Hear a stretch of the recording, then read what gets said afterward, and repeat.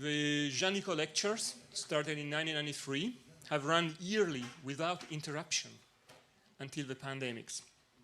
We are now at a 26th edition, corresponding to a 2020 lectures. As sometimes we honor two laureates at a time, we have this year the 29th and 30th Jean Nicod laureate, Leda Cosmides and John Tooby of the University of Santa Barbara in California. And as we resume some kind of normalcy in 2021, we will have also another edition of the prize in November with Francis Egan of Rutgers University. So 2021 will be the year with 3 laureates. As the director of the Jean Nicod Institute, I'm the de jure honorary president of the prize, but the real work is done by the prize secretary, Frédéric de Vignemont, who unfortunately cannot be with us today. On her behalf, I now give the floor to Dan Sperber, who will introduce our laureates. Thank you, Dan.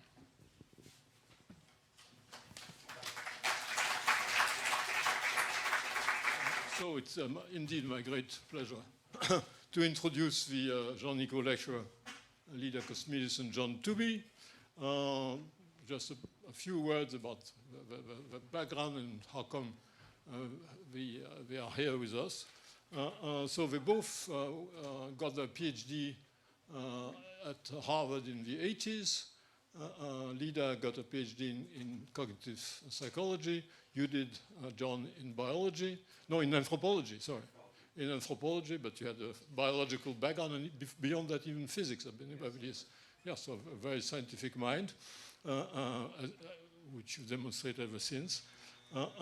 And in 87, they published not the first joint paper, the first one had been on a biological topic, but the second joint paper, which really introduced evolutionary psychology the way they defended it. And the title is, it was published in a book edited by a philosopher of science, John Dupré. The title of the book was The Latest and On the Best Essays on Evolutional Optimality. And the title of the paper by John and Leda was From Evolution to Behavior, Evolutionary Psychology as the Missing Link.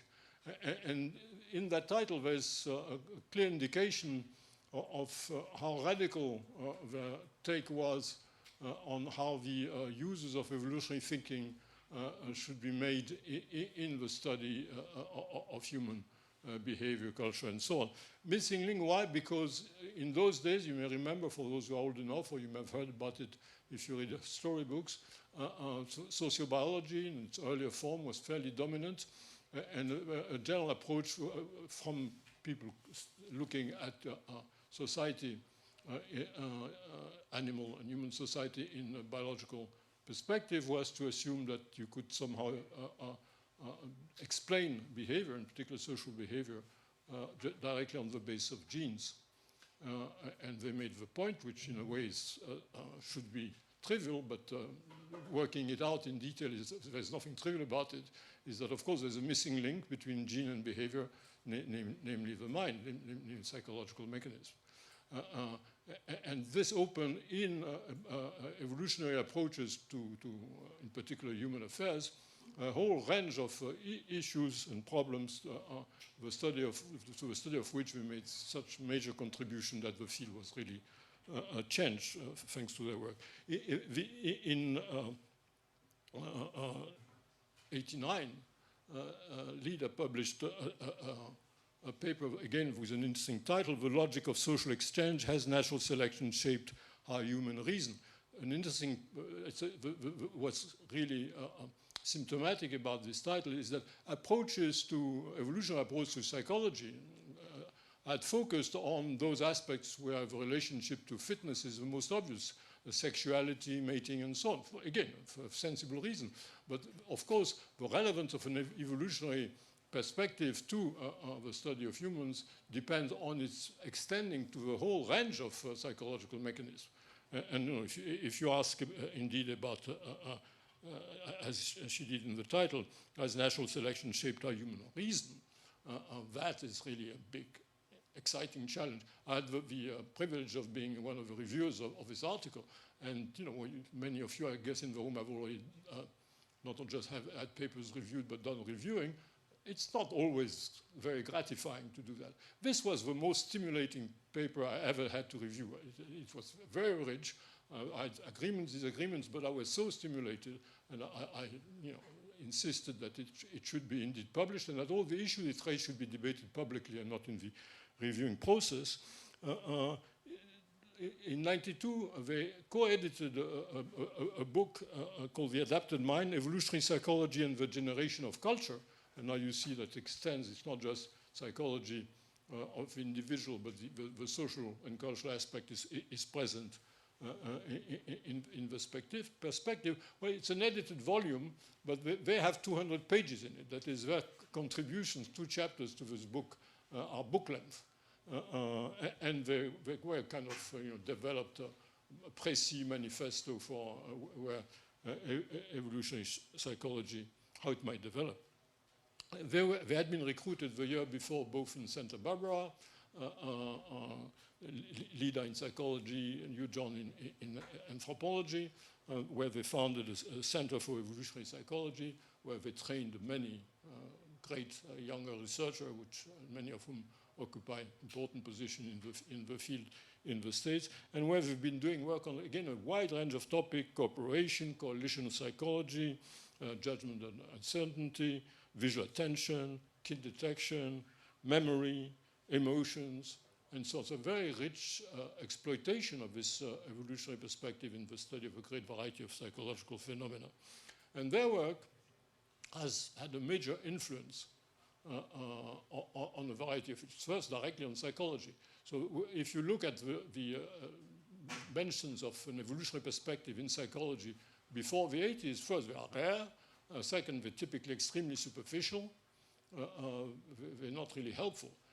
What progressively happens from then on, and very much under their influence, is that all, to begin with, very much in developmental psychology, but also the other domains of psychology, serious discussion of an evolutionary perspective of the possibility that some mechanisms have been shaped by evolution and selective pressures, play a more and more important role. So it's not that everybody's been converted to evolutionary psychology, and in a way that's not the goal. The goal is to propose a framework in which to think psychological problems in general, and there's still plenty of progress to be made in that line, but really the field has been changed under the influence, including among a number of psychologists who are not in agreement with Lydia and John, who take a different view on the role of evolution, but who are at least now are addressing the issue, and in many cases do that seriously. Influence on the social science, the study of culture. A number of people actually here at École Normale Supérieure,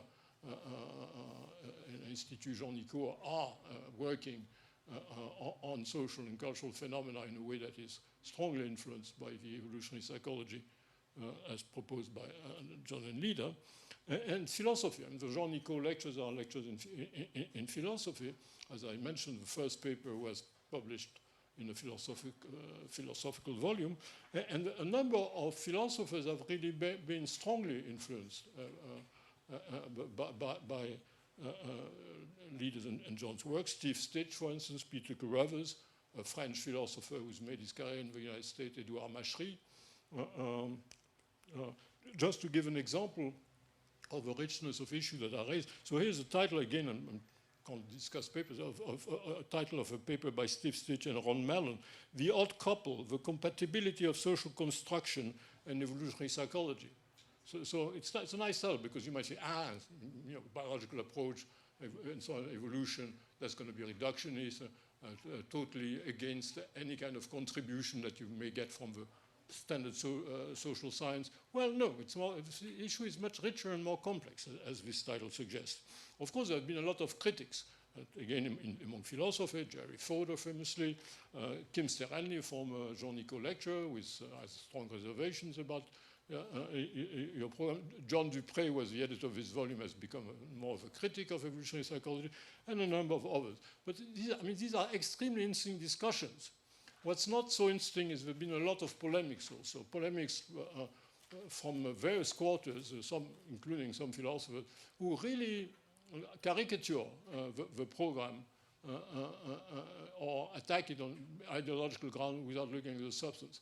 And John and Lila have spent a lot of time actually answering, painstakingly and with very careful argument with various polemics.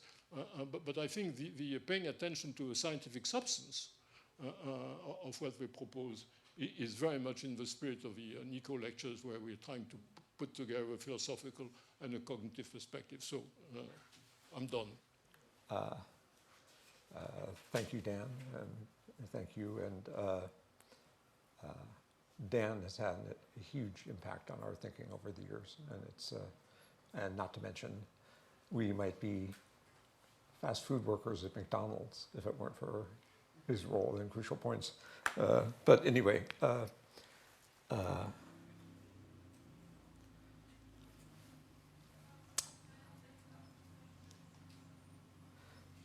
So notice the self-aggrandizing title here. And then the thing I want to talk about today, emphasize, is a question that while people answer it, pay attention to it some, we don't pay attention to it nearly as much as we ought to, which is, where does the order that we find in physical systems, in biological systems, in human life and human culture come from? And I'm going to argue that the ultimate origin of it is natural selection or replicator dynamics. And okay.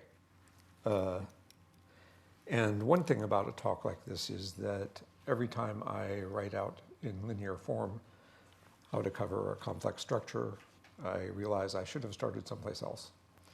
And so on the way over here, I realized there's something I should say before anything else. Start a different place than I was going to, which is to say, everybody is familiar with Alan Turing and Turing machines and Claude Shannon and information theory. And I want to sort of put somebody else up there, which is, people know about, but not, I think is not how people have approach computationalism, is through a Turing general purpose device. And that I want to say there was a very culturally important reason for that, because Turing was trying to solve a problem of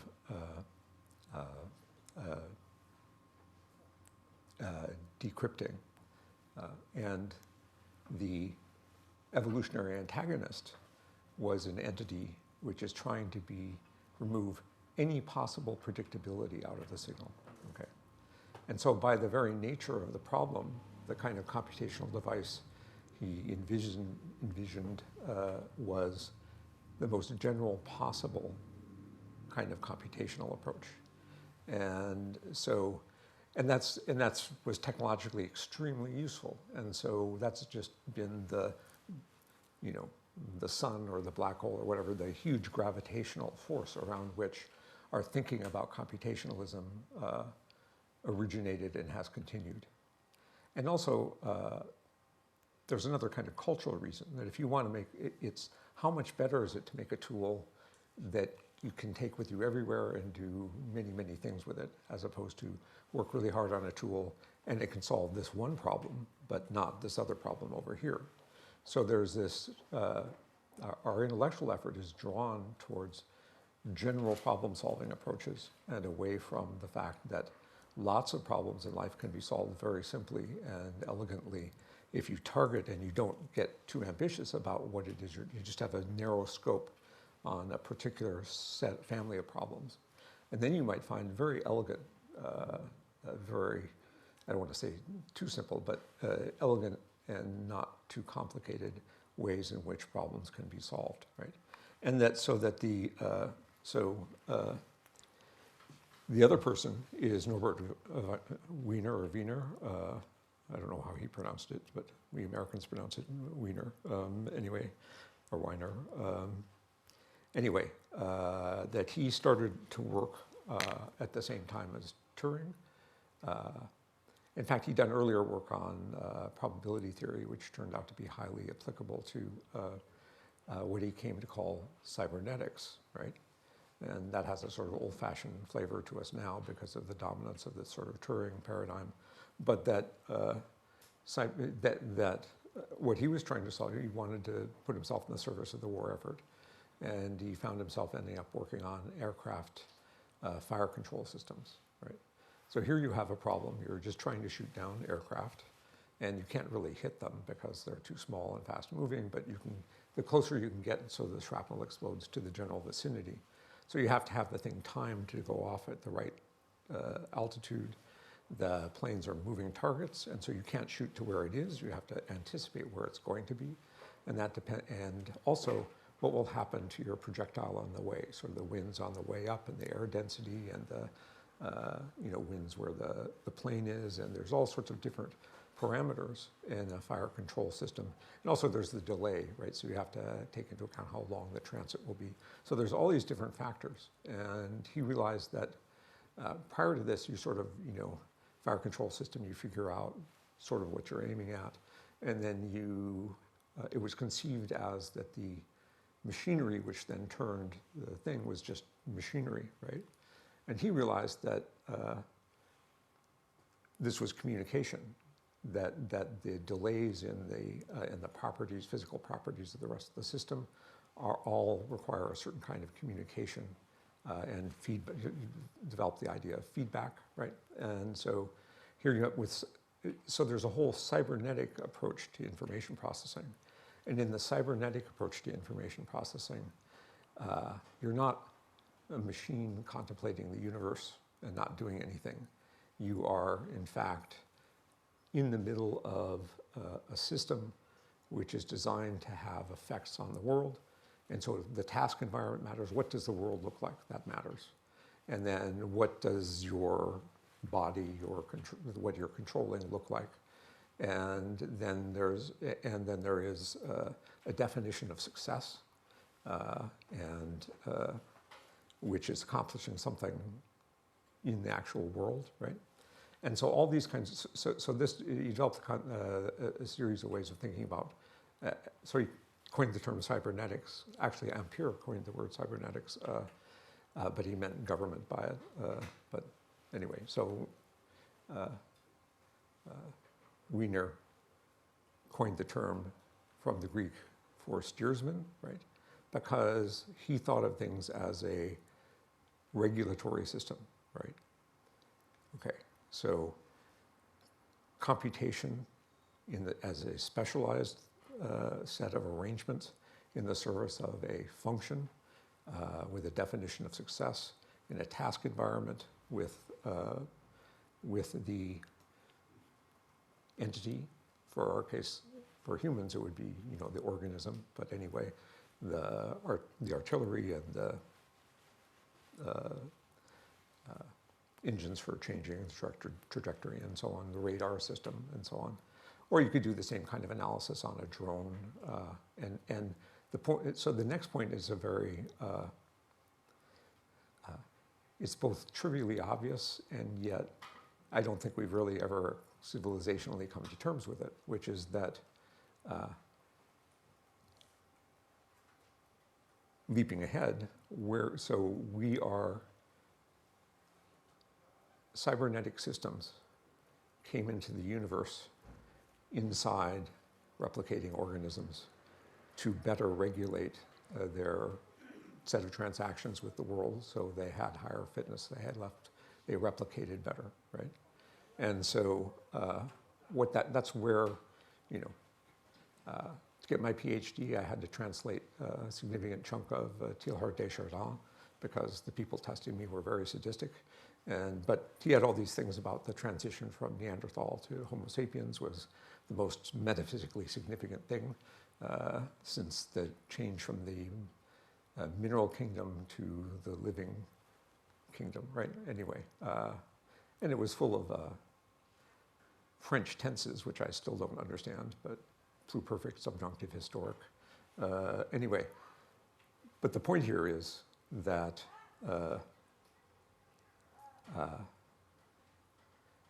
everything that we think, everything that we feel, the whole universe, which seems to be outside of us, out there, all of our representation of that as real are in fact information states inside an evolved cybernetic system, right? And that's where information and meaning come into existence in the universe, right?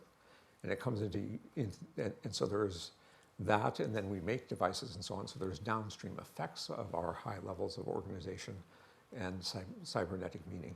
But it's not Turing machine computationalism, it's cybernetic computationalism that is what we should be thinking about, right?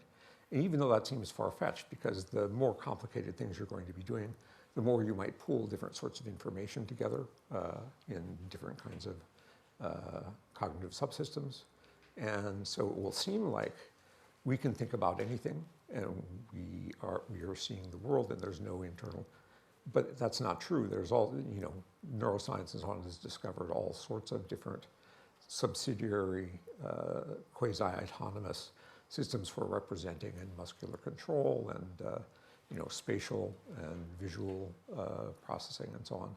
And so those are all different subunits of a cybernetic system, and they interact in a way that sort of weaves together subjectively. We feel we have a coherent experience of the universe, but it's not this single computer with transparent knowledge everywhere. There's lots of independent devices, and they don't communicate with each other. They are designed to communicate with each other only insofar as they customarily would have needed to. So it's easy to demonstrate that you can communicate stuff to one part of our cognitive architecture without its ramifications being traced out by the other systems. Okay, so this was all a preface. Okay, power control system, and now I'm going to start, right? So thank you for coming. Lita and I really appreciate this, and we're delighted, honored, and touched by this whole process. And the most gratifying part of all this is being rewarded with your attention, right? Because it's the kind of people I like to talk to, we like to talk to. And then I really have to say that I'm so grateful that so many academics in the world have been gracious enough to learn English, because I am a total failure at other languages, especially French. And I'm only here today because after inflicting anguish beyond measure on my French teacher, Madame Guéry, we struck a corrupt bargain that she would pass me on the written work, provided she didn't ever, ever, ever have to hear me say attempt any French out loud. And she would say, she's a survivor of the occupation, she was in the resistance, and to think her will to live was being broken by my attempts to speak French, the language of, Flaubert and so on. Okay, so, and also don't pay attention to my overheads. They're really, except for the images, they're generally just there to remind me what to say. Okay, so the choice at our stage is, demystify and have people understand what we're saying and realize that it's obvious, wrong, stupid, or boring, or all four. And the alternative is to present things as a brilliantly intricate haze of ever-shifting, ever-eddying mirages with evocative, provocative, and not quite graspable shapes moving beyond dimly glowing tapestry embroidered with proto-Elamite script, which has not yet been decrypted. Okay, so while 2 is a much higher payoff, we're getting old and tired and we're tenured, so I'm going to do the demystification. Okay. So reality, as it's increasingly revealed to us by the advance of science, is incredibly strange, with quantum mechanics and the absurdities of cosmology. And it's really a strange way of looking at our history to include the deep time dimension, right? And evolution and genetics and the evolved computational nature of mind, or cybernetic nature of mind, is extremely unexpected.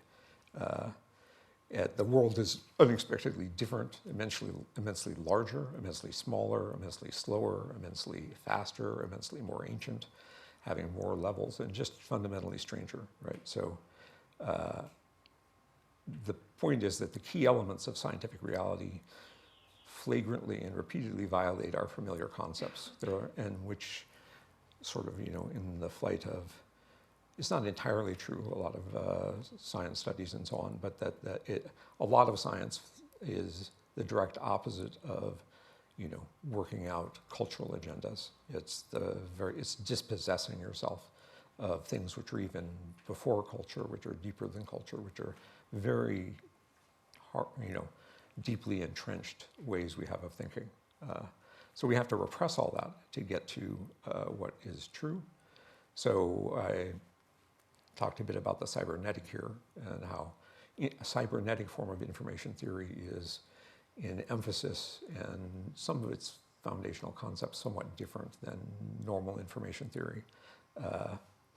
But anyway, with that and the rise of modern evolutionary biology and trying to fit them together, there's sort of been emerging over the last half century a new paradigm, if you want to use that word. The shift is not limited to a specific part of psychology or cognitive neuroscience or the behavioral sciences, but it really concerns how all the most, at the larger scale, how all the major pieces fit together, and then have ramifications down into each of these fields, right? And how everything fits together into a single kind of causal tapestry, which is, and I'm going to be provocative or imperialistic or something like that, I'm going to call this worldview non-optional to reasonable people, right? It's, you can not think about it, but if you think about it, it's really hard to see alternatives, okay? So, in the beginning, Norbert Wiener said there were initial conditions. No, there were initial conditions along with self-executing physics. And together these, produce the unfolding cause and effect history of the universe, right? And so there's all this stuff, which I won't go through, but where one thing leads to the other. And I just want to mention, because I'm going to use it later, that the formation of the Earth from gravitational forces, you end up with the heavier elements sinking to the center, non-accidentally, and lighter elements in the mantle, and still lighter elements in the crust, and still lighter elements as water. And then the lightest elements of all are the gas, and all this stratifies out in the formation of the Earth. So anyway, but all this stuff is step by step, and physics, okay? And a major feature of physics is that entropy, disorder, I'm going to use those equivalently, although in certain discourses they're somewhat different. But anyway, I'm going to, when I say entropy, I really mean the decrease in order by things moving. They move from less probable states to more probable states by chance, and that just is, the time will move things on average statistically in that direction. So order will move into less order, into even less order. And that applies to a number of different kinds of things, but most famously and originally with energy dispersal and thermodynamics. But the underlying point is that whatever kind of order you want to think about, the universe is full of dimensions of degrees of freedom. So random walks roll downhill, right? And so the coming into existence of order in the first place is low probability, and any existing order should over time break down, right? And then I want to, without defining too much what I mean by desirable at the moment, I want to say that desirable states, the more desirable the state, the increasingly unlikely it is to achieve or arrive at or to start out at, okay? It's just, and the more, so if you like maximum energy dispersal, right, and that's what you desirable, then things will flow in that direction, right? But in general, what organisms and other kinds of systems, again, I'm just being very intuitive here, defined as desirable, they're really an incredibly small subset that's not going to be arrived at by chance, right? Very often. Not more often than chance would predict is the right way to put that.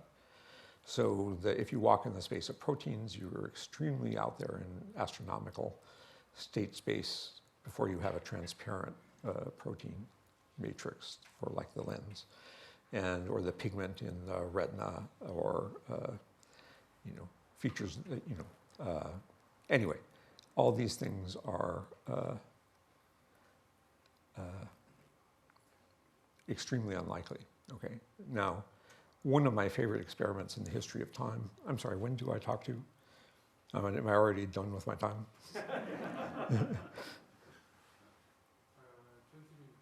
3 p.m. Yeah. 3. Okay. Okay. I say okay, but we'll see. Okay. My favorite experiment, one of my favorite experiments, is Van Helmon's, taking a tree and planting it in soil, and watering it from time to time, and it grows. And then he takes out, he measured the tree before it went in and the tree after it went in, the weight of the dirt, and the tree came from nowhere. Right? There was just dirt there, the same amount of dirt as there was before. Right? And so where did that come from? Right? And that is, we are organized, and we're like the tree. The difference between the tree and the air around it, and the difference between the tree or air around us and us, is organization. It's order. Okay, and it's not so much a different material, and that you could say it's water that you watered the thing in, but there's water vapor in the air, and anyway. But yes, it's extremely unorganized things being turned into highly organized things. Okay, and so this is the starting point: is that where did this order come from? And if you answer that our field is more logically derivable and deductively principled than many people realize. It's a theoretical framework that's grounded on and non-optionally extends out of basic physics. And so Schrödinger wrote a whole book very early, which was important in the discovery of DNA, leading to the discovery of DNA, which is called What is Life? And I was quite curious about this. I read this in high school, and our family friend was had been a colleague of Schrödinger, Max Delbruck, and we talked about this long, but it was a big mystery, right? So how is it that Schrödinger calculated that any living body, any human would, if it weren't for some amazing series of anti-entropic defensive systems, that bodies would fall apart in less than a second by basic chemical features. Anyway, so Lida and I argued that the second law of thermodynamics, and here thermodynamics is in square quotes because it's really a larger theory of physical order, and thermodynamics is just entropy and order as applied to energy dispersal and energy concentration. So it's not limited to thermodynamics, but anyway. The second law of thermodynamics is the first law of the life sciences, the brain sciences, and the behavioral sciences, right? And that's Schrödinger's book. And we end up, and nobody really knows, but the estimates are between 30 trillion and 100 trillion cells, and not just a big sack of soup of cells, but highly internally organized cells. So it's estimated that there are 2 million parts for a functional mammalian eye, which is a lot. Okay, and this is stupendously unlikely to have occurred randomly, right?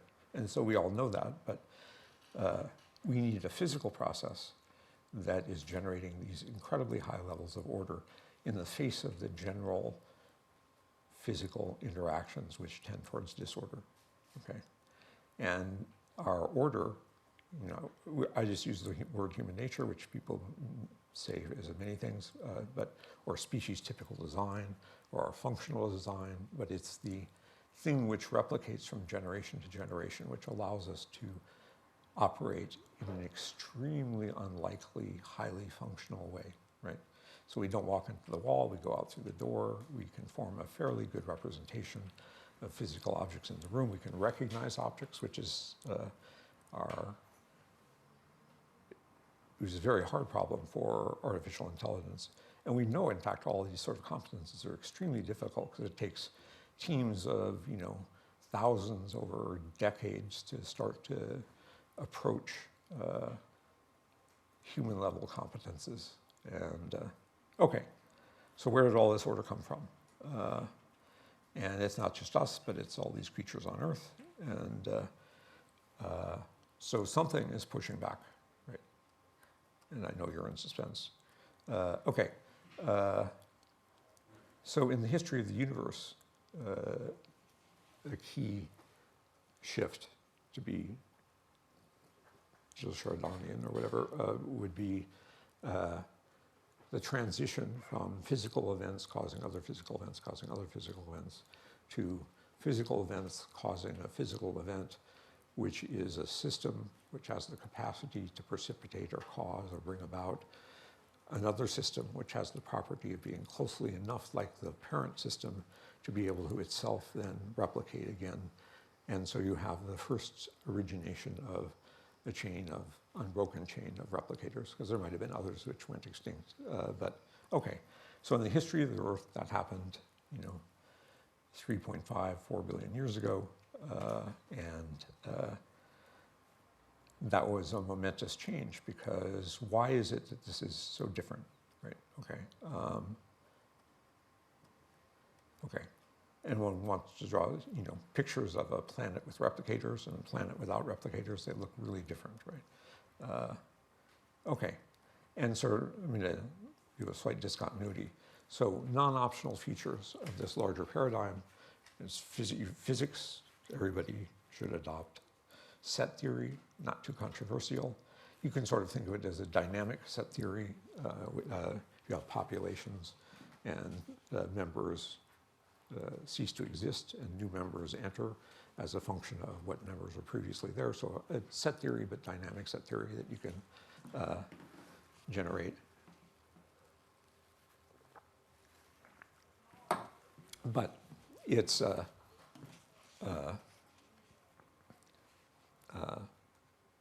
non-optional, right?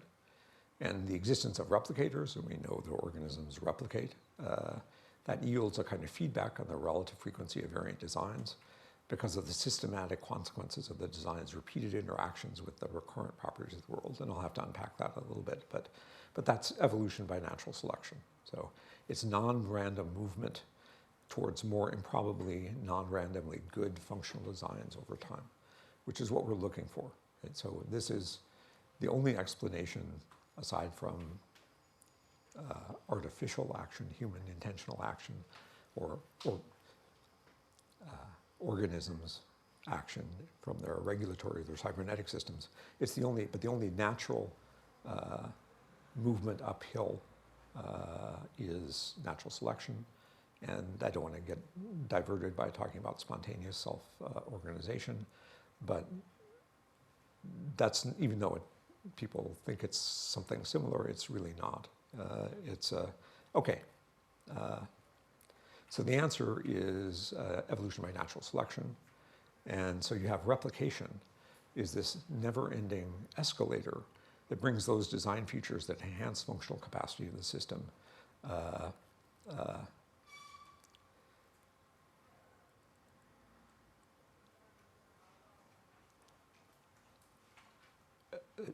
to replicate itself, to increase in frequency over and over and over above. And there's some qualifications one has to put on that, but that it is the kind of thing that we can observe. It's the kind of thing that explains, right? And so a feature of this is a common feature of this, not an invariable, is that these features become universal in the set of mutually sexually reproducing members of a population or species, right? So species typical is the common, and I think there's various reasons you can show, but I won't have time to, why almost all this stuff converges on universality in species, right? And also, energy dispersal is increasing. Thermodynamic entropy is always increasing, right? But here you have organisms use energy dispersal, like water and through a mill, to drive the formation of new offspring. So they're spreading this highly ordered kind of thing in the world. And so the amount of order in the world is increasing, the amount of replicative order, right? So we're going to, and the order is not just inside the organism. The order because it is designed for operating in the species task environment. It's a set of relations between the properties of the organism and the recurrent, the enduring properties of the world, right? And of course, selection will happen with a transient property in the world, but it won't be consistent, and so it won't accumulate anywhere. So our designs are properties of deep selection operating in deep time. And also it's not whether the world is, so we'll talk about this in a moment, but Galileo's key concept of a frame of reference, that things are not either variable or uniform as a matter of objective reality, right? Because it's a matter of how you categorize things, whether they're the same or different, right? And so the features which get selected by organisms are going to be ones which turn interactions with the environment, pick out features of the environment that describe the environment or interact with the environment such that the environment is seen as or is experienced as more stable, right? So even though, so for example, people raised in high altitude, their lungs are bigger than people raised in lowlands near the oceans. And there's perhaps some genetic difference, quantitative genetic difference behind that. But also if you just bring an infant up there and they're raised in the high altitude environment, their lungs are bigger than their parents are. So the way that the developmental system has evolved to interact with the environment is not to see the pressure of the atmosphere as something that changes. It's the way in which it determines growth and it's not known for sure, but something like how long does it take to recharge my bloodstream to the level of oxygen that it should have, right? And so it grows lungs until that relationship is brought into existence. So that's a system that turns something which, if you're a naive realist, you would say that's different. High altitude, low altitude pressure, those are different, right? From the point of view of the adaptation, it's the same problem, right? And it has the same solution, right? Grow until criterion X, right? So that's what I mean when I say that the whole system of evolution is designed to modify us so that we experience the world as more stable. Changes to the world are, so here we go. So order is relative to a frame of reference, okay? And then I talked about physics has to have standards of order which are objective or invariant with respect to physical law, right? Because it's not there scratching its head and saying, what am I going to do? Which order pleases me today, right? It self-executes. And so with energy dispersal, you have very clear predictions about what's going to happen if that's your standard of order, right? But then we look at a dust cloud in an early solar system, and we look at the planet Earth later on, and we say the planet Earth is much more organized than the dust cloud, right?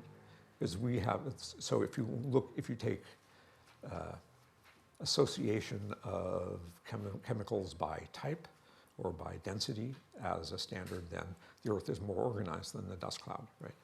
But that can't be physically relevant exactly because entropy can't go in two different directions by two different frames of reference, right? So the energy dispersal is the dominant frame of reference there, okay? And Galileo's innovation of the idea of frames of reference is really key here because it applies profoundly throughout cognitive science about what is order in this representational format and what is order in that representational format, and how does this capture something about this aspect of the world versus that aspect of the world. You can have as many definitions of order as you like when a system of frame of reference specifies what you mean by order or how it's relative. We want to argue that there is an objective kind of physical order which is not energy dispersal, but which is replicative order. And the replicative order is the kind of order which increases or produces replication in the physical universe with self-executing laws, right? And replicative order will be anchored by or relative to or defined by each reproducing lineage separately. So replicative order for a fruit fly will be different than replicative order for, you know, a gray whale. And but I want to argue that that's a real thing. It's a real fact of physics that there's such a thing as replicative order, and that solves a lot of kinds of problems, including the increase. So replicative order can increase in the universe, even while overall other kinds of order are decreasing, right? It's not that each life form entropy disorder takes over and kills it sooner or later, but you can have the seeding of new self-organizing systems, things designed to interact with the world such that they increase their order for replication and live out, and then entropy sooner or later takes them as the Grim Reaper. Okay, so with this you can divide organisms into, you can have a frame of reference to recognize in them the highly ordered features which are responsible for the existence of the lineage and for governing its transactions with the stable feature of the world that has made that type of organism as successful as it is. And species can go extinct. It happens all the time, so it's not a foregone conclusion. But whenever we're not extinct, that's a major mystery, I mean, from the first order physics. Okay, and also, so there's byproducts, things which are not there to be functional, but just are there as carried along, like, you know, nipples on a male or something, which is just a byproduct of developmental patterns. And then there's, or, you know, bones being white. They weren't selected to be white, they were selected to use calcium, and calcium happens to be white. And then there's noise, and there's genetic noise because entropy never sleeps, and it's raining down new random variations into our genotype, into our genes all the time. And if you have a highly ordered system, random changes introduced to them are most likely, highly likely to be harmful, to interfere with replicative order. And then, and also, so selection, so there's a balance, there's a struggle between selection on the one hand and entropy, and we're all compromises. So if some people had genetic purification as some sort of ideological goal, they would have to extinguish our species because everybody has a large number of genetic defects. And anyway,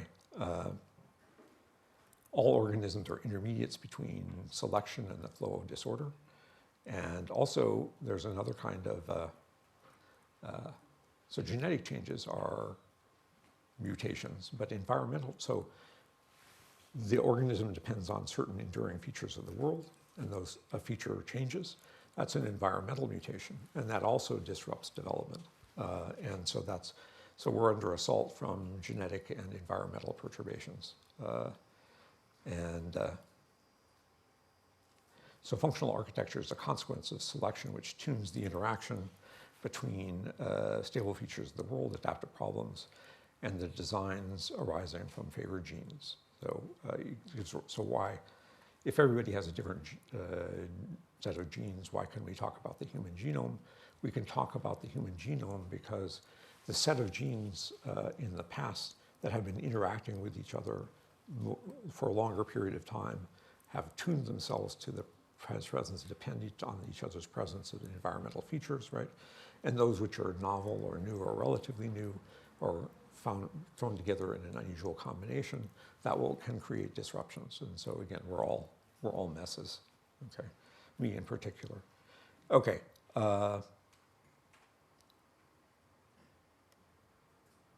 So also I want to emphasize there's no such thing as genetic determinism, right? because all architectures are the result of the interaction between their genes and their entire environment of ontogeny, right? So all organisms, there's no genetic fate. Environmental interventions we have no idea what outcomes that can lead to, but there's no reason to think that because you had genes which ancestrally led to most commonly outcome X, that's unchangeable in any way. Drinking Coca-Cola might give you 3 heads. You know, I mean, we know that's not true, but any novel thing that hasn't been tuned by selection is a possible intervention or changing things, right? So organisms are co-determined by the interaction between genes and environment, and we get the order from the genes which have been tuned for a long time with environmental regularities which have been there for a long time, and we get variability and non-functionality from the changes which are outside of the range which the system evolved to respond to. So everything is a mesh between genes and environment, or a lack of mesh. And you get these things which are quite intuitively surprising, like environmental regularities, which can trigger dramatic differences along different paths. So among the species of fish called Lorasi, that you're female, you start out female, and then everybody's a female until the single male in your reef area dies, and then the largest female turns into a male, right? And so, okay. So each species has, we always talk about a genetic inheritance, but of equal importance is we have an environmental inheritance.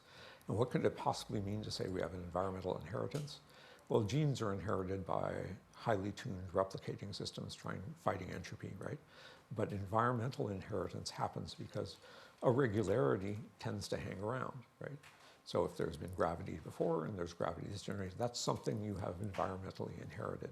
And that's part of the parallel system of inheritance, which is analogous to genetic inheritance, but different in this way, right? And so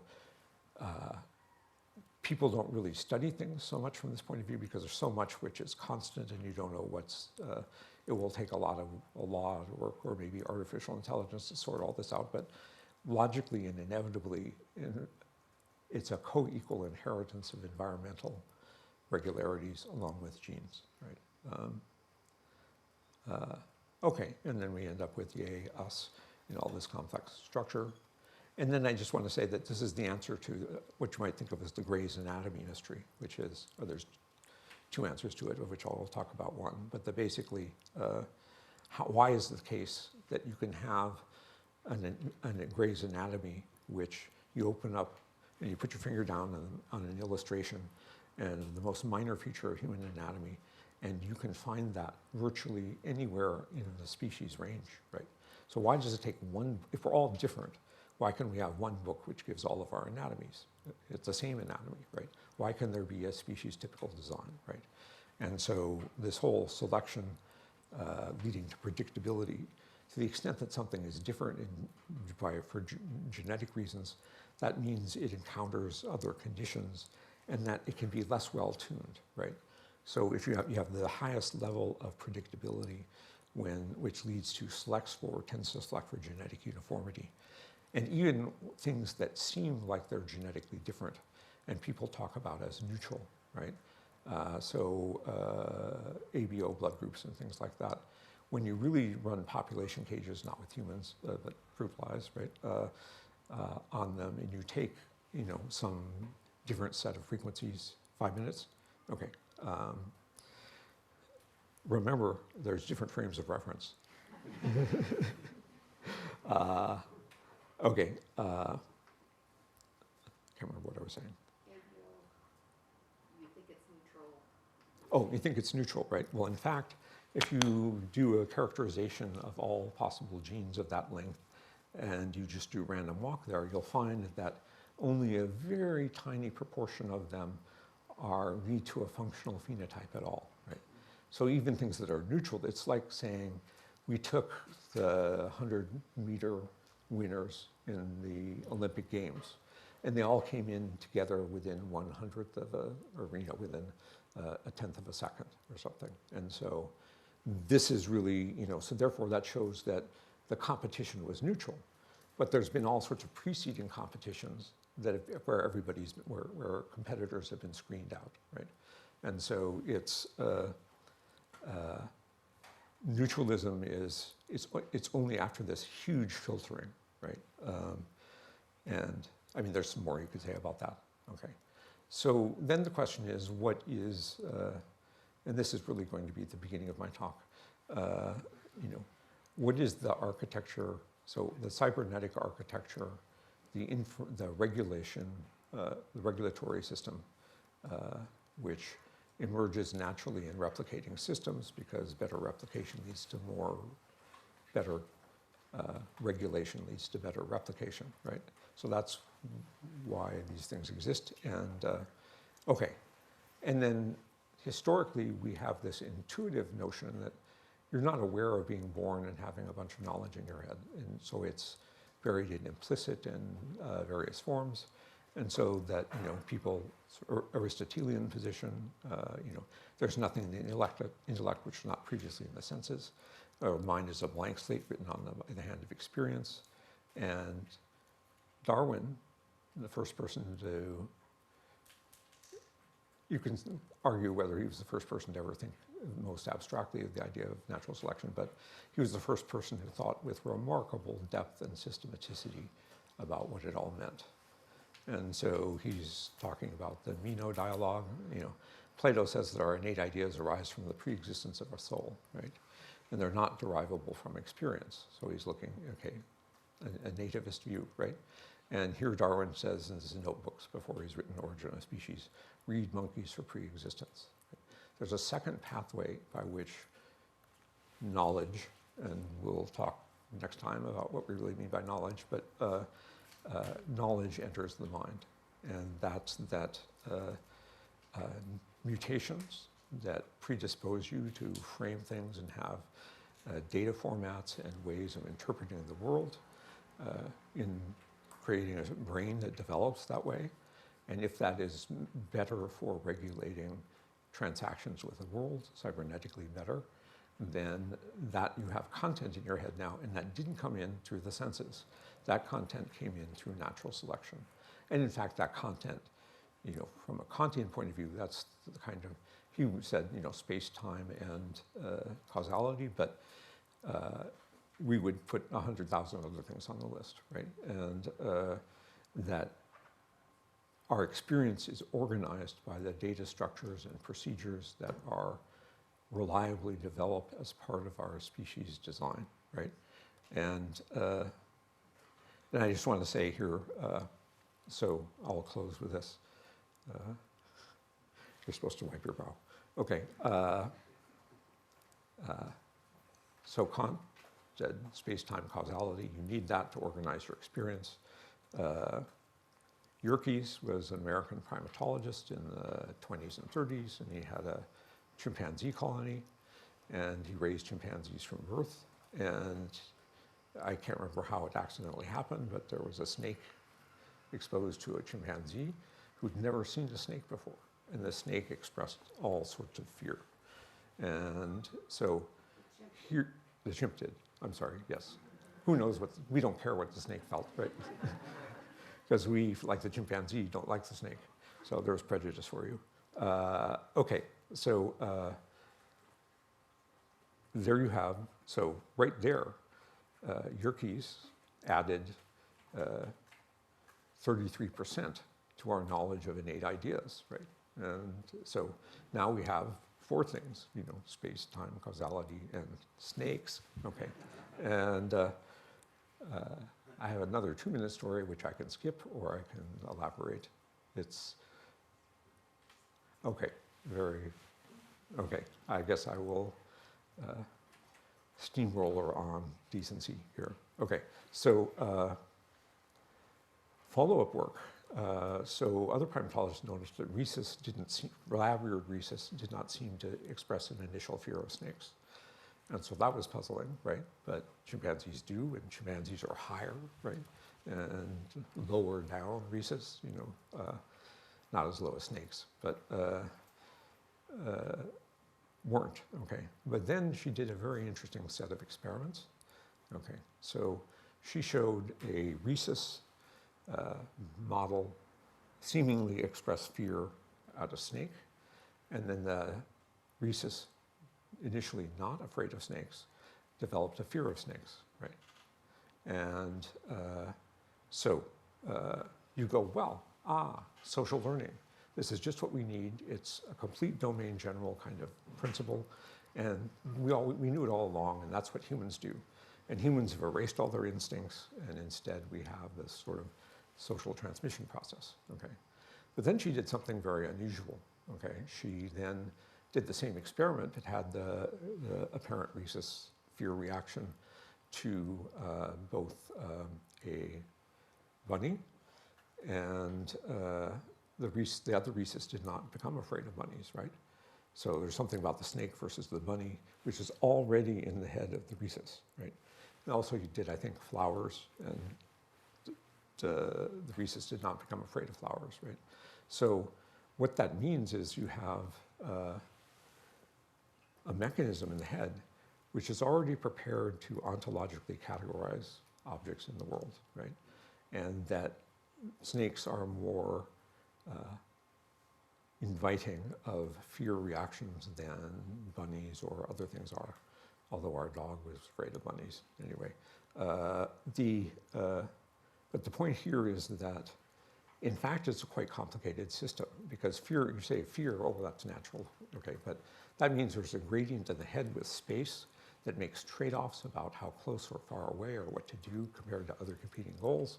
And it's actually would take quite a little program to, A, just have fear at all to a certain category of stimuli, but B, to calibrate that up or down. And you might expect in various areas there are more and less venomous snakes. So in the long run, an average of the risk of being exposed to a snake is that the other members of your group will be, particularly if you've never seen something before, they'll be a better guide to calibrating what your system will be. But the system already has content in it, okay? And not a fully sensational 3D animated snake in your head, right? Obviously, so this is going to be very important, because what people have real trouble with is the idea that there's pre-existing content in the head. But this content is a very strange kind of content. It's abstract content, right? And so there's something about the psychophysical front end which recognizes snake-likeness, right, and segregates it out from other things. But it doesn't have to be very sophisticated to do a pretty good job, right? And so clinically, it's found that, children who somebody slammed a car door on their hand, and there was a green garden hose at their feet, then they become pathologically afraid of snakes, right? And so it includes garden hoses and snakes in the same underlying system. So already, even with this social learning system, you have a lot of abstract content. So there's something, and we are not very far along on characterizing in any of the evolved systems that we have evidence for what a full description, not that or that neuroscientists have very good description of information of any kind is encoded. And so, great. So finish the sentence. But it's going to be a long process, but we're going to get better descriptions of these things. But they're not going to be like the things in the world, right? They're going to be extremely schematic, abstract, but still contentful, right? Okay, so thank you all. And I'm here to answer questions until midnight.